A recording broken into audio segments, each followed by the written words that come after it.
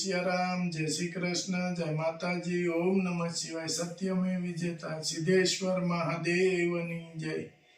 आज આપણે કે સવારના 5 વાગ્યા છે અને સવારથી આજે આપણે ધારી કે પગપાળા યાત્રા યોગી બાપાની જન્મભૂમિ છે તે મંદિરે જવાનું છે। એટલે સવારમાં વહેલા કે 5 વાગ્યામાં ચાલતા થાય ત્યારે આપણે 10 વાગ્યા આજુબાજુ ત્યાં પહોંચ્યું।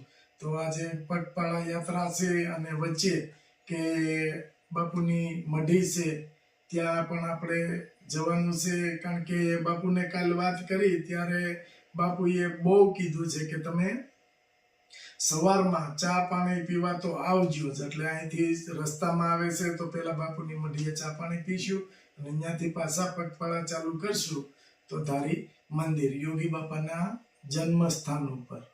જય સ્વામિનારાયણ। જય સ્વામિનારાયણ। જ્યારે આપણે દુઃખી હોઈએ અને એવું લાગે છે કે આપણા હાથમાં કંઈ નથી ત્યારે સમજવાનું કે 1000 હાથવાળાએ આપણું કાર્ય હાથમાં લીધું છે। આજે વિશ્વ સિંહ દિવસ છે, તેની મારા તરફથી બધાને શુભકામના। ગીરની રમતિયાળ અને ખમીરવાળી જમીનની મોંઘી મોલાત એવા બે કદાવર નરની આ વાત। જય અને વીરુ જન્મ્યા ત્યાંથી ભેગા ને ભેગા, એકની પૂંછડી બુરી થાય અને બીજાની કેશવાળી શરૂ થાય, હંમેશા આગળ ને પાછળ એકબીજાને હારે ને હારે। જો ગીર અયોધ્યા હોય તો જય અને વીરુ ત્યાંના રામ અને લક્ષ્મણ, બંનેના રૂપ અત્યંત વિકરાળ અને ઘટાદાર, કેશવાળીના માલિક, બંનેનો રંગ અસલ ગીરની માટી જેવો। સોરઠની સીમામાં આવેલ સિંહની વસ્તીમાં મોટો ફાળો આ બે નરનો છે। એક દિવસમાં 30 થી 40 કિમીનો પ્રવાસ ખેડી શકે એવા આ નર શિકાર કરવા ભેગા થાય અને એક મારણ કરતો હોય ત્યારે બીજો સિંહ બાળની રખેવાળી કરતો હોય। ગીરનું અસલ રાજ પરિવાર જોઈ લો। આંગણે આવતા કે રસ્તે મળતા જ માનવી કંઈ કનડગત નહીં કરવાની, બેયનો બાદશાહી મિજાજ। આમ તો ગીરમાં કેટલાય ભેરું થઈ ગયા, પણ જય અને વીરુનો પ્રેમ, તેમની અખૂટ શક્તિ, એમનો વિકરાળ પરિવાર, એમનું વિશાળ રૂપ અને ખાસ કરીને એમની ઉપસ્થિતિની ઉર્જા ક્યાંય ન જોયેલી, ક્યાંય ન મળેલી। આપણા દેશના વડાપ્રધાન માનનીય શ્રી નરેન્દ્રભાઈ મોદીને ગીર માટે અખૂટ પ્રેમ।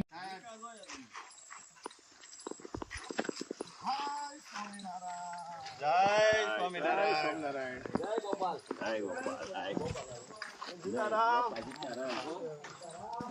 ચલાળાથી ધારી બીએપીએસ મંદિર ચાલતા પગયાત્રા કરી અને વચ્ચે કે મઢી આવી છે બાપુની, એ મઢીએ ચા પાણીનો કાર્યક્રમ બાપુએ ગોઠવ્યો હતો। એટલે અત્યારે અહીંયા મઢીએ થોડી વાર શાંતિથી પોરો ખાવું અને પાછા ચાલવાનું ચાલુ। જય સ્વામિનારાયણ। જય સ્વામિનારાયણ। જય સ્વામિનારાયણ। કેમ છે બાપુ? અરે મોજો તમને ભાઈ નાના બધાને સરસ સરસ લ્યો। હવે ન્યાથી સીતારામ ગયેલા તો બેહો મધુ આશ્રમ છે અહીંયા, ત્યાં ચલાલાથી બીએપીએસ મંદિરે ધારી જવા માટે હરેક વખતે અહીંયા ચા પાણીનો હોલ્ટ અને મધુ ભગતના દર્શન કરવા સર્વ હરિભક્તો મોરજર પધાર્યા છે। મોરજરથી આગળ આવતા અખંડ ધૂણો છે બાપુનો, રામ મઢી, મધુ બાપુનો આશ્રમ। હા, કે જે અખંડ ધૂણો બાપુ અખંડ ધૂણો ચાલુ રાખે છે અને આશ્રમે કોઈ પણ ને આવવાની છૂટી છે। કોઈ પણ યાત્રાળુ હોય એટલે આશ્રમની અંદર આવે અને શાંતિથી ઘડી પોરો ખાય અને બાપુ ચા પાણી કે જે કે વ્યવસ્થા બાપુ કરી શકે એ બધી વ્યવસ્થા કરે છે। અને બાપુ આગળ તે પ્રસાદીમાં આપેલું રુદ્રાક્ષનું ઝાડ અહીંયા હાજર છે અને બાપુને પ્રસાદીમાં મળેલું છે અને બહુ સરસ બાપુ સેવા કરે છે। માનવ સેવા મહાન સેવા, એટલે બાપુ માનવ સેવામાં કે પાછું વાળું નો। અને અહીંયા પંચમુખી આંકડો એ ગણપતિ દાદા છે,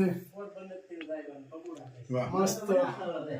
અને બાપુનો અખંડ ધૂણો કે જે લીપણથી કરેલો।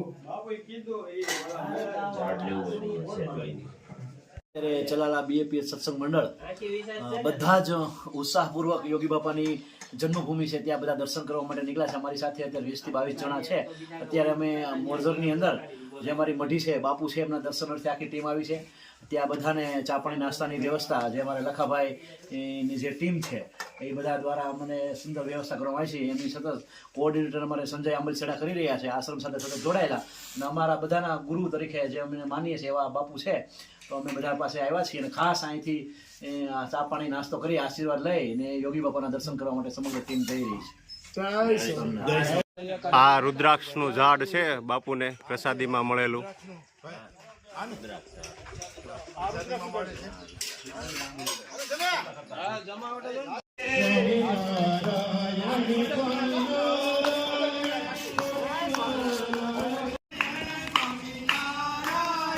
સ્વામિનારાયણ સ્વામિનારાયણ